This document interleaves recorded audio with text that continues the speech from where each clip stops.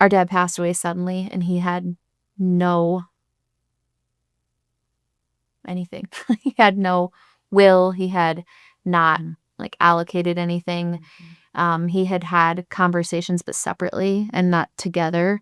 And so with siblings, we were left really unsure of what dad's wishes actually were. Yeah.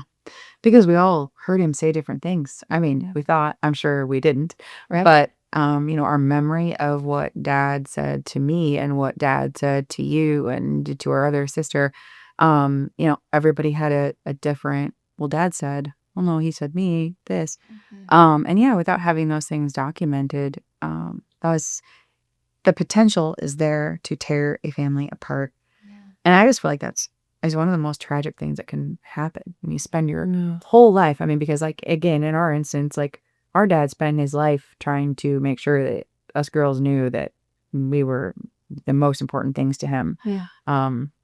And then in death, to not have things well spelled out, first of all, made me kind of mad because I told him to professionally to get his stuff together, but no, I mean, like personally it was hard not to find offense or to ask yourself questions that dad would have never wanted us to ask ourselves.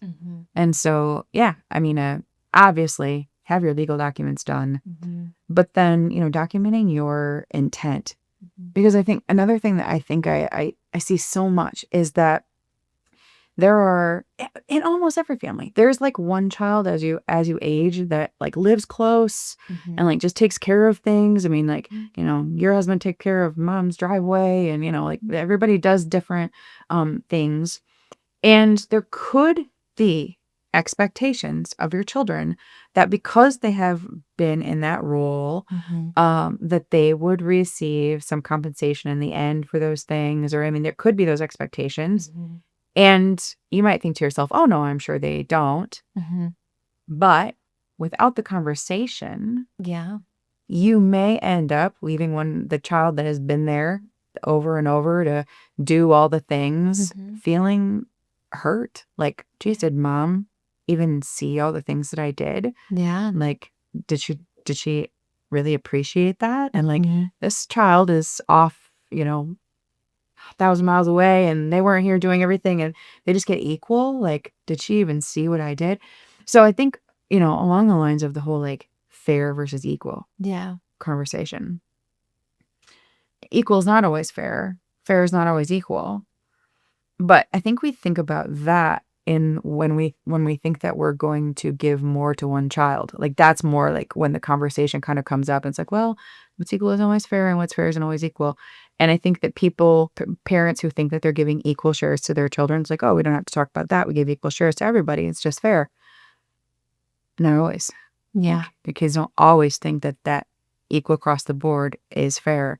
Right. Especially when you've had one who's been, more involved in taking care and day-to-day stuff. Yeah. And those conversations aren't easy and they're not always comfortable. I can recall one conversation that I did have with dad before he passed away. He was wanting me to write my name on some things, which was right. Nope.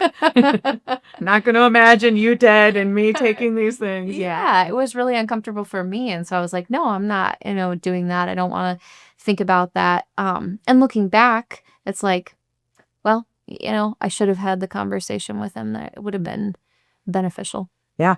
No, you're exactly right. I mean, a death conversation, your kids are never going to want to talk about when you're dead. I mean, that's just, that is going to be the way that it is almost always. So, the way you approach that conversation is important. And you can ask them to give you just like a few, like, can you give me 20 minutes to actually think about this? Like when we're done, you can stop thinking about the day that I die. But for 20 minutes, I want to just have this conversation because we know that it ends in death for all of us. Yes. And that is going to be the reality. And when that happens, and then this is where you speak your heart, it's so important to me that you kids know that I love you and that I have put this plan together the best way that I know how. And my heart behind it is that fill in the blank.